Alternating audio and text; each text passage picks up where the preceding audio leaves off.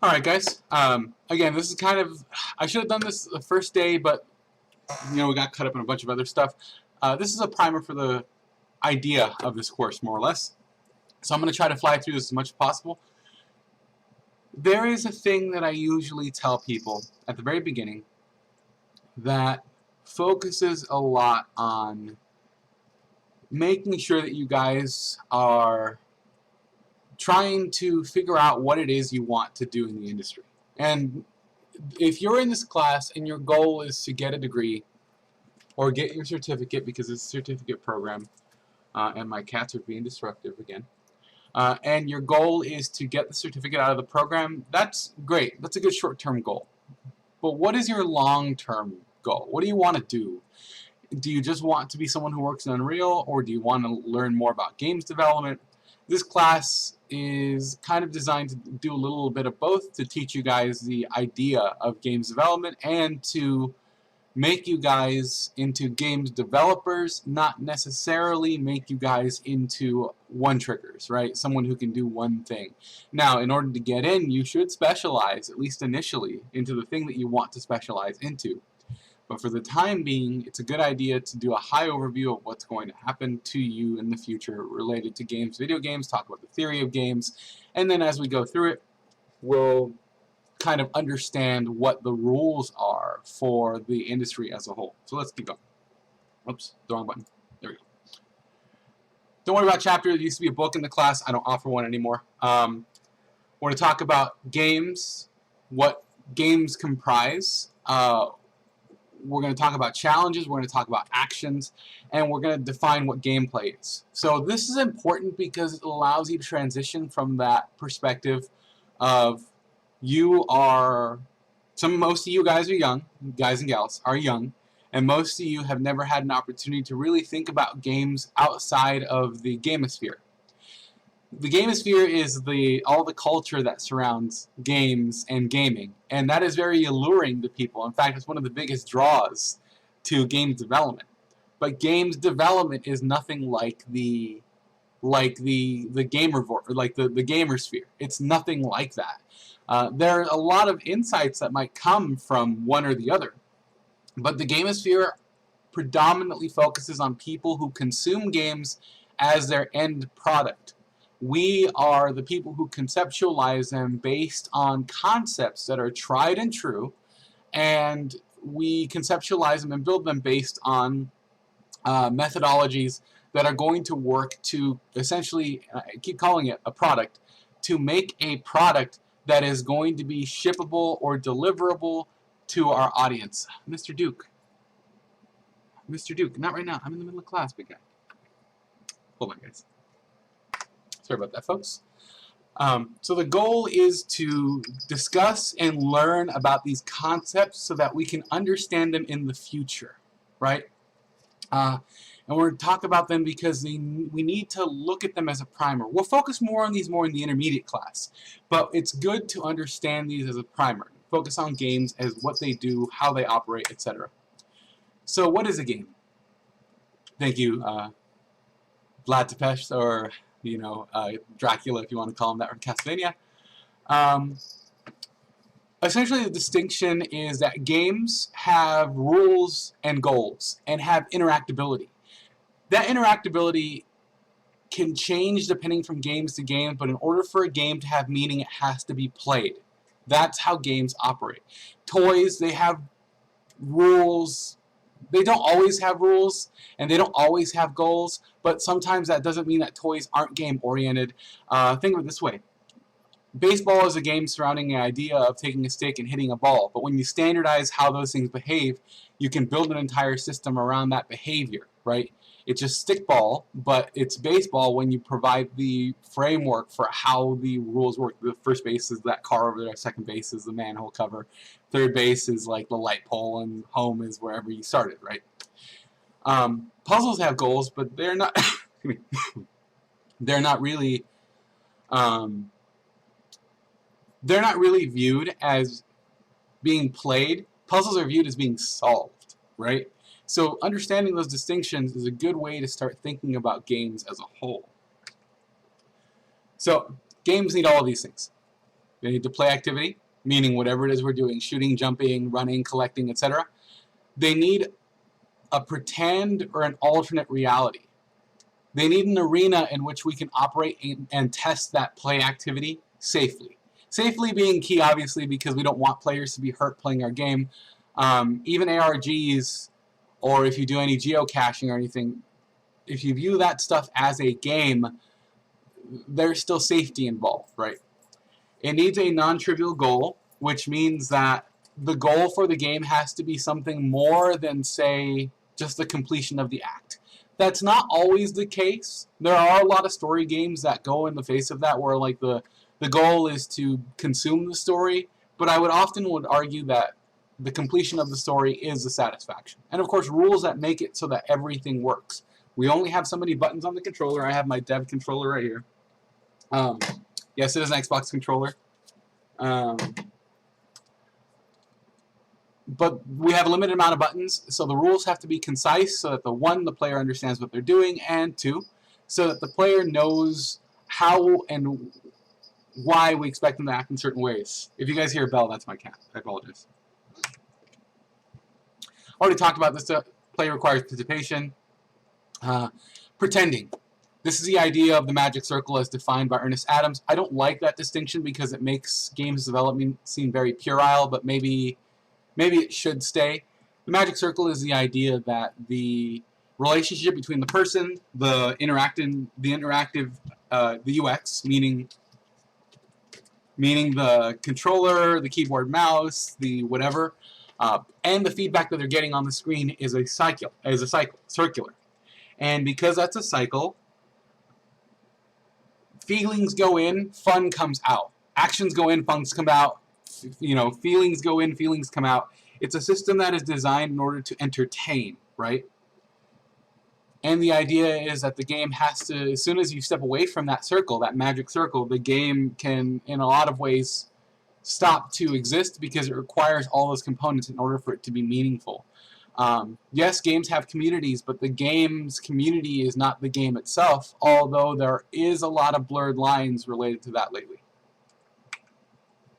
And I've talked about the goal. The last thing I want to say about the goal part is it's not always a victory condition, because victory or defeat isn't required in all games. I know that's kind of like a really popular thing, especially with battle royales. You have to win, you have to be on top. And a lot of games, especially in the 90s, were designed around the idea that there is a goal, whether that goal be you need to win the game, right? Pac-Man, late 80s games. Tetris, you have to win, or sometimes you don't have to make a game where victory or defeat is required. Sometimes a game can be procedural. A game can last forever as long as somebody wants to play it. Minecraft is a really good example. It does have survival mode, but it also has access to kind of like an art gallery style mode where you can just build things and have fun with it. Ultimately, in order to make up these rules, we have to know what we're doing with them. And to understand what is happening with games, we have to understand what we're doing as a whole, with Unreal 5, for example. And I've talked about rules. The rules are the moving parts of the watch. But nobody really wants to see the moving parts, right? Think of it this way. I define rules as very similar to, I'm sure some of you drive. I'm sure not all of you are mechanics. Most people don't care what the car is doing, as long as they sit down inside of it, turn the key, it starts, and it takes them to and from their location. Nobody asks any questions. It might as well be magic. But as soon as something happens, and the car doesn't start, or the car acts weird, that's when people notice. Same thing with games rules. If the rules are put together correctly, and the players are immersed, then they never ask any questions, and it's as if you've done nothing as a designer. It's as if you've done nothing. If I say you, let's assume that I'm treating you guys as game designers, and the idea is that you made something in the game, and that's the outcome. Good rules are imperceptible. Bad rules, bad mechanics, those are automatically noticeable by players. 100%, every time. Go to any forum, go to any YouTube channel where someone's mad at a game. That's what they're mad at. If they're not mad at like the blogosphere around games, so the kinds of people who like get really angry and post on every angry Kotaku post on Instagram or on Facebook or anything. They're not games designers.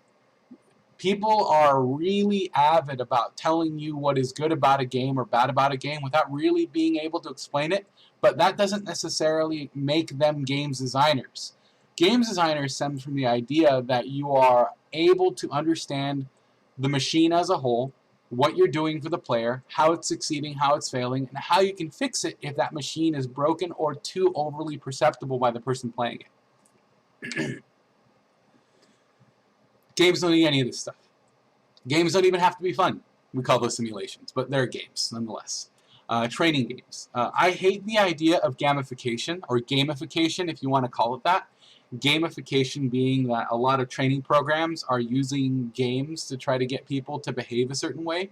For anyone here who's ever applied to Albertsons in the last few years, they had a game where you had to retrieve a cart.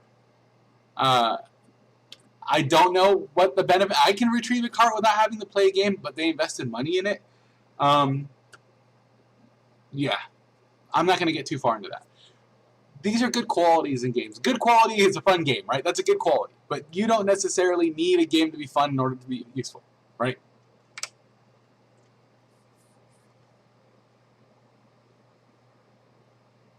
I usually define gameplay as actions that overcome challenges or challenges that are overcome by player actions. Essentially what you want to do is you want to teach the player what the right and wrong thing to do in your game is by subtly encouraging certain behaviors and discouraging certain behaviors, but also you want to make sure that the machine is protected, meaning you don't give them access to all the information that they need. You don't tell them absolutely everything. You leave a little bit of mystery in what happens in the machine, and then you let players make decisions on their own, which is player agency. And then when they use their agency to make decisions and play the game using the rules that you gave them, they feel empowered. And when players are empowered, they stay immersed. And when they're immersed, they keep playing. And when they keep playing, they buy our second game. Right? I already talked about rules kind of as an overview, but essentially from a mechanical perspective, the rules have to define everything. What the player can do, what the player can't do, what the player might be required to do before they are able to move on. There can be no ambiguity in gameplay systems design or game design or level design. When there's ambiguity, you're giving it to the player to decide what to do. And if you're giving it to the player, you have to have prepared them to use that escalated level of agency to make the right choices. If they don't want to play by your rules, then most people won't play the game. But if you teach somebody the rules of your game and they make it far enough to care, and then you change those rules, or you prevent them from doing something, or you escalate the demand for their agency, sometimes players can feel some form of whiplash or gameplay whiplash, and they don't necessarily feel all that comfortable having that agency change from place to place. You want to make sure that the rules will support them throughout, but also you want to make sure that they are aware of what they're supposed to do mechanically, not like literally what's in the game, but mechanically what they can do throughout the game.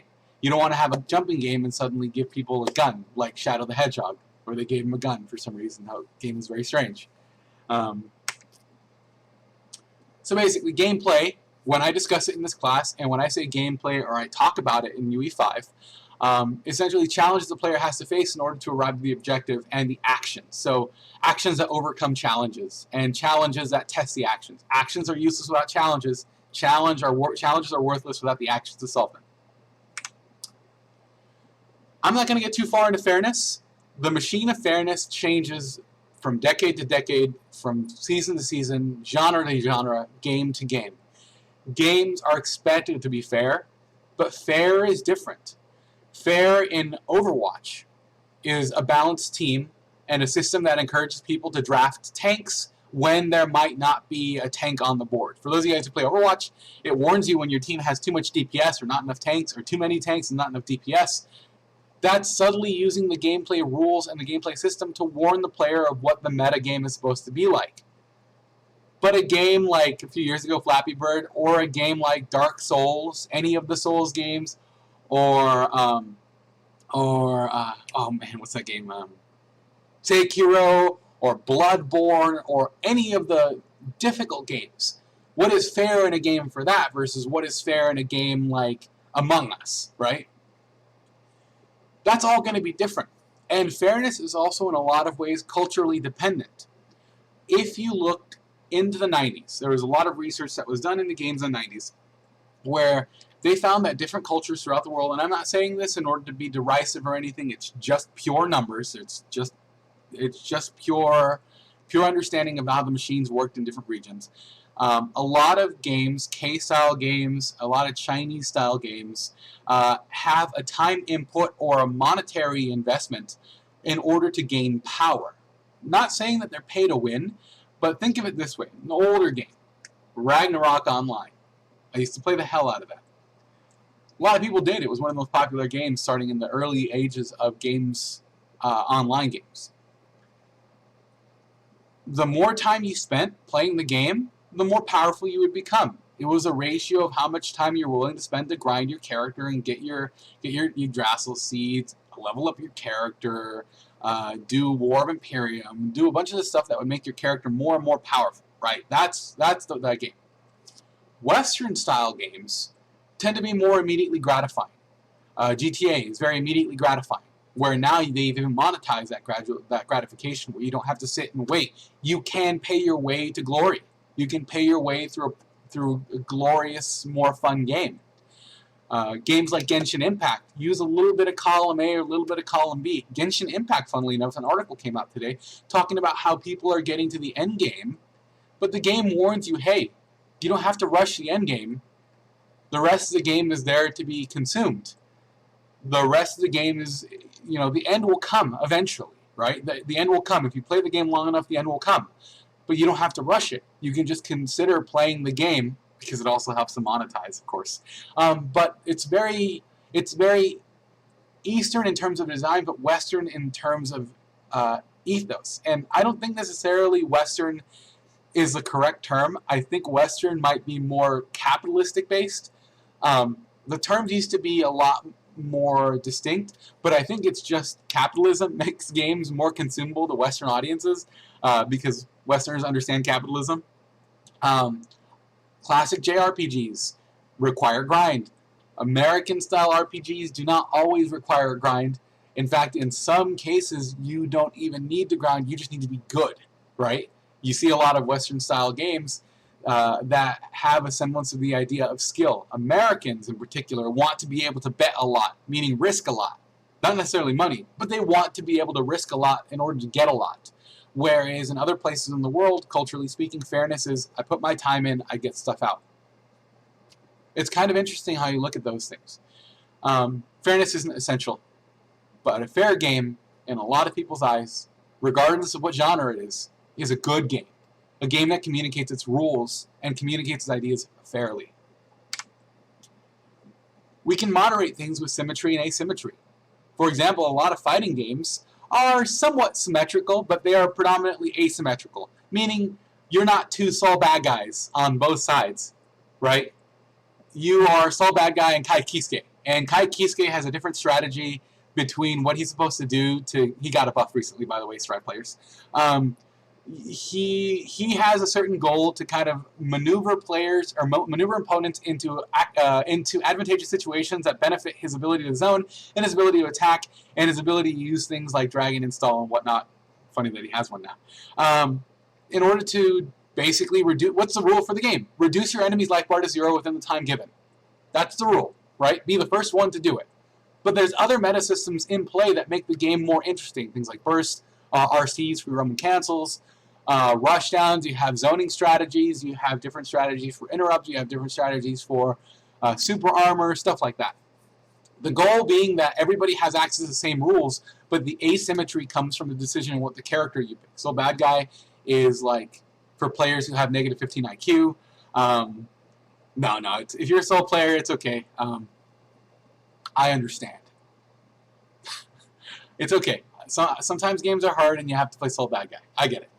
But asymmetry is what adds a lot of personality and a lot of ability for players to decide, hey, I want to main a new character. I want to learn a new side. I want to play this this side because it has different powers, etc. Symmetrical games, like in a lot of ways Splatoon, both the games, are very symmetrical because it allows both sides access to the same tools. It just depends on what your team drafts, right? Or what your team decides to play as, or how they decide to play their roles. Those games also tend to have cooperation and competition. Players like to play with, well, as much as people like to want to prove me wrong, players do enjoy, by and large, playing together. In fact, multiplayer games sell better than all the other game types. There's no question in my mind, and there's no question in the mind of game developers. This is why you don't get a lot of single-player games, although they do make money. Multiplayer games have more replayability and have the ability to be consumed more than once. So take that for what it's worth. And there's some types up there if you want to pause it and take a look at them. I already talked about hiding the rules. We have to enforce the rules through design. This is different than a board game. A board game, for those of you guys who play D&D, I've played AD&D all the way up through 2.5.3 and 3.5 5th edition. Don't play Pathfinder because I hate Pathfinder. Pathfinder's bad. You want to play 3.5. Don't play Pathfinder. You want to play World of Warcraft. Don't play Pathfinder. You don't want to play Destiny because Destiny's a bad game. The rules have to be hidden by the design of the game because it's the scary moving parts. Most people, if they see the moving parts of the game, they don't really know what to do with it. It's not explicit. We need to enforce the rules without telling the player, this is explicitly the rule. Oh, if you do this much damage, this is what we're going to do. Yes, it happens in D&D, but in video games, once we ship the game, we can't change the rules without patching it. Yes, there's a thing where it's like, oh, we should patch the game, but we really shouldn't rely on that to have the game be shipped in a state that is going to be fun and fair and playable. The rules have to work because the player cannot change the rules, unlike on a board game like D&D, if they don't have access to the code or they don't have access to us. For example, I house rules a lot of the dying rules in 5th edition. I house rules a lot of the eating and consumption rules. I house rules a lot of the attacks. I do things like super advantage and super disadvantage, where it's like, oh, give me a roll. No, you just hit. Yeah, you just hit them. If someone's knocked down and you have an ability that gives you advantage, rules as written says that you still need to roll. No! You all just automatically get to hit them. It doesn't make any sense to me. Beastmasters, you understand the rules for managing your pet. You know what? Managing your pet's a free action. Your pet doesn't go maul someone and then looks back to you and it's like, what do I do now, Master? No, your pet continues to do the previous action until the target is dead or they are shoved off or whatever. So those things work. But when you have a video game, can't do that. Can't do that. Can't change it. Can't change it, can't update it unless you do a patch, and then that's always a problem, etc. Back in the day, we used to give people game manuals that taught them the rules of how to play the games, and then we let them play the game however. But now we have to be a lot more succinct. We do have a lot of tutorial levels. We have a lot of on-screen information, a lot of stuff to teach people how to play the game. We have reminders of how to play the game. It's wild now. I'm not going to talk too much about pace setting. This is more an advanced concept. But games aren't always just kind of slow-style games. Pacing in games deals with high action versus low action. High levels of emotional toil, meaning like narration or narrative, versus low levels of narrative. The idea being that if people are performing a lot of high-end, intense actions, testing themselves. So, for example, a boss battle is a test of the skills that have been acquired throughout the game. You ever wonder why you learn or get a new item or ability right before you have a boss that's specifically weak to it? That's why. We're just teaching you how to use it. That's how the machine's supposed to work. It's a feedback system, so you build something to test what you gave them. You're like, hey, how does the player defeat this enemy? Oh, it must be that secret knife that I got 2 rooms over that does. Oh, this secret knife does extra damage and stuns. I must be intended to use that, right? But games can't be high full throttle the whole time. You have to give players an opportunity to rest, because what we've found through research that forcing the player to be at a high octane level constantly does not allow for the denouement, the ability for the player to just be like, ah.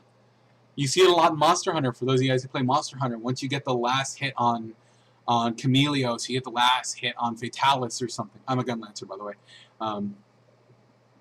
So Jan Cuckoo. When you hear when you see the camera change position and you see the monster go stagger, it's like, ah, yes. You put the controller down. You're like, ah, there we go. Wrap them up. Let's turn this place into a parking lot. You see it in MOBAs a lot, where the core finally dies, and it's like, oh my gosh, there we go. Everybody feels that rush of release that drops the pace down to almost nothing in the game. But then the next game starts, and then it's low intensity, low intensity, low intensity, first encounter, high intensity, then low intensity, high. That's the pace, right? Can you bombard a player with challenge? Yeah, you can bombard them with challenges. Go ahead. Maybe that's what your game is about. Maybe the player can take as long as they need to, or maybe you can challenge them. Or maybe it's both. The game world is just kind of the art. You want to make sure that things look pretty, things look good, that everything looks consistent, and that it fits together. Games can build on a lot of these different aspects, and not just the imagination of the player. AI exists. AI is usually used for strategy, pathfinding, crowd simulation. We'll learn a little bit about this, because this is how we make enemies in UE5. I've already talked about this a little bit. I don't need to cover this twice. I probably should get rid of this page. But essentially, the AI is there to challenge the player when there are no other players there to challenge. And that might mean a game where enemies have high damage and sense the player and have the ability to outsmart the player, etc. Metal Gear Solid 5, for example. You guys are all new developers. Heck, some of you guys have studios in your name, and I may or may not have Googled them, and I may or may not have doxed you if you have a studio name in your class name. However, it's still important to kind of look these things up, because it is an intro class. If you're like me, and I've been in games for about a decade now, wait, is it 2000? It's 2020. 2012, 9. No, I got started. It's more than a decade. I've been teaching games for a few years now, but I've been in games for longer than that. And I was in visual effects for 5 years. Ah, my goodness. It's been a very long time. But. Everybody wants to make the everything game. Newbies will want to make the everything game. You can't. It's impossible. A lot of people try. It is... Well, I mean, nothing is impossible, right? You can make a game. You can make a metaverse-style game. I mean, Fortnite is fun to people for different reasons. There is a core game around Fortnite, but people will sometimes just like Fortnite for the interactions and for going to the special islands and going to the secret areas and whatnot. Not necessarily for the battle royale, I guess, but the battle royale is a core game. There is no way to universally make a game that is going to be good and lauded and enjoyed by everyone. Everybody here has seen people be IGN or Kotaku be incredibly critical of a game, but the fans seem to like it because they warm up to it. And vice versa, you've seen fans really like a game that is probably also not very riveting. Among Us wasn't very riveting. Among Us is actually built very poorly, but the machine that makes up Among Us is fun. And I actually get really annoyed that Epic is copying that, right? The goal is to figure out a genre that you want to make a game for, and the gameplay for that genre is the most critical and important thing that we can offer that person. If we're making a horror game, it better play like a horror game. We can create some new things to make it more fun, but it better play like a horror game. There's no choice. It just needs to. I already said the game needs to look good aesthetically. They should look and feel. We should get 150 million frames per second. It should run pure. It should run clean. But we should also have 10 million polygons. Aim for this idea called harmony. Harmony is this idea where everything is consistent across the board in the game. Everything looks good. The game runs good. The rules feel good. Harmony. Storytelling. I believe Joe Shupak teaches storytelling class at Mesa. Feel free to check that out. I've also taught a course like this, similar, at other locations. So if you have any storytelling questions related to games design or how to implement stories in games, I use the 4-act structure myself, 3-4-act structure. Games sometimes use 4 acts, especially because I split up the medium part between the rising action, the falling action, between rising up to challenging the player and then forcing the player to react, break that down into pieces, and then have the falling action and things like denouement. I do not use the hero's journey because I think the hero's journey is crap. It's great for telling very generic stories that work, but it also only tells one type of story. It's been done to death. There's ways to create stories that don't follow the hero's journey. Anyways, storytelling is important because people like to feel. People like to feel things. They like to feel happy. They like to feel sad. They like to feel scared within the context of games. They don't want to feel sad because, you know, your favorite fish died, right? You want to feel sad because maybe a character that you spent a lot of time hanging out with cacked, right? They got clapped or whatever it is the kids are saying nowadays. I remember when, what's his name, Soap? People were really upset when Soap died from Call of Duty. Was it Call of Duty? Modern Warfare, wasn't it? I forget. People get attached to characters. And storytelling is very difficult in games because, one, you have to sell it to your executive producer that we need to spend a lot of time and money developing a story that people are going to play once, stream once, and then not really care for again. People will skip the story after that part. The story will only really survive the first 2 or 3 playthroughs. 2 if you're lucky, I think. But people still like to feel something.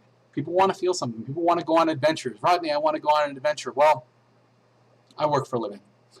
I can't really go on an adventure. But when I am Omalik from Old Yarnum, I can go into Bloodborne and I can be someone else. I can be something else. I can do something else. I can be the person that I want to be in a game. I can be the hero I've always thought I could be. I could do all these things, and I can go on a ride with the people on the screen. I can be with them, right? I can be with them for a time, right? The time that they spend with me is important. And some people don't care. Some people don't really care. But it's important to parse because people care about what happens in the storyline. Even games that don't necessarily always have a story. Not all games have a story. Tetris doesn't have a story. Tetris has a theme. You know, Flappy Bird doesn't really have a story, has a theme. Not all games have stories. I think designers who say that are probably a little bit too high on their own supply. But it's a way to add a level of depth to a game that can make it more approachable towards people who might not be super interested in the machine but are interested in the feels, right? Risk and reward. This one's self-explanatory. I don't really want to spend too much time talking about it. Players like to win big, they risk big. The size of the reward should match the risk involved. That's it. And some players behave aggressively, some people behave defensively, and you can slant the game towards either play type, depending on what type of genre that you're playing with. People like to learn things. When they're playing a game, people like to learn things. Who here plays a game that they feel they're really good at? I play a dead game called Heroes of the Storm. I'm very good at that game. The better I get at that game, the more fun I have. It's a term called useful mastery. Think of any game that anyone here plays, whether it be a fighting game or a single-player game, and think about the first day you played it. Skyrim. Everybody's played Skyrim. It's like 20 versions out there. Everybody's played Skyrim. Now think about your first few days in Skyrim when you were getting killed by wolves. Now think about the current game you're playing where you're punching God to death, right? Those things provide that level of learning and useful mastery. It doesn't have to teach you something about the real world, or maybe it can. Maybe you can tell a story that teaches you a little bit more about yourself, teaches you something about the human condition, teaches you something about how to feel about something, makes you question things. Those kinds of games are hard to write. But people want to do these things. People generally don't put this stuff aside. They want to be told something, and they want to believe it sometimes. And I already talked about creative expressive play of Minecraft. People want to build things. People like to build things and show them off. Dreams, for example, great game. It's a kind of an end stage Little Big Planet. People loved Little Big Planet back in the day. People want to express themselves. When you're playing Grand Theft Auto, you want to dress yourself as the person that you want to be with all your riches and money. You want to dress all sexy. You want to look good. Those kinds of things are important, right? And people like to be immersed. They want to feel like they're part of the system. They want to feel like they're part of the machine, like what they're doing belongs and makes sense in the world. Whether it be tactical, like looking around the corner, 360, 420 no-scope. Strategic advancement, for example. I play a lot of MOBAs. So what's the lane? I tend to jungle or solo a lot. I do soloing. I don't like ADCs. ADCs are for people who still live with their parents. No, ADCs are fine. You're probably good people sometimes.